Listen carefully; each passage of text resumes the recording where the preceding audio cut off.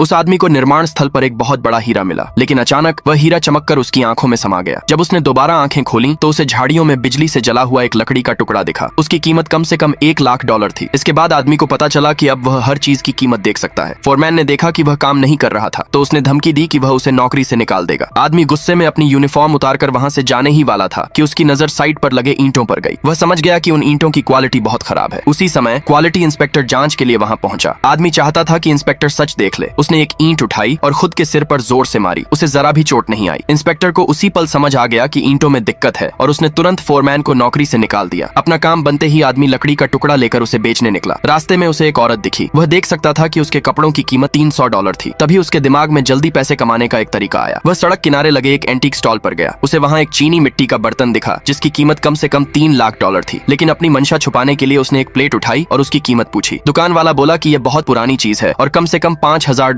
की है। आदमी ने तुरंत उसे पकड़ लिया और कहा कि उसकी सारी चीजें नकली हैं। वह सिर्फ घर सजाने के लिए यह प्लेट लेना चाहता है। दुकान वाला समझ गया कि आदमी असली और नकली की पहचान कर सकता है। मजबूर होकर उसने कहा कि प्लेट की कीमत $50 है। आदमी ने कहा कि वह $100 देगा, लेकिन बदले में उसे एक और चीज अपनी पसंद से चुनने दी जाए। आखिर में आदमी को वह कीमती बर्तन सिर्फ $100 में मिल गया। वह उसे लेकर एक एंटीक दुकान पहुंचा। वहां का कर्मचारी उसे देखकर बाहर निकालने वाला था क्योंकि वह आम आदमी की तरह दिख रहा था, लेकिन दुकान के मालिक ने तुरंत उसके हाथ में पकड़ी चीजों को पहचान लिया। दोनों ही चीजें बहुत कीमती थीं।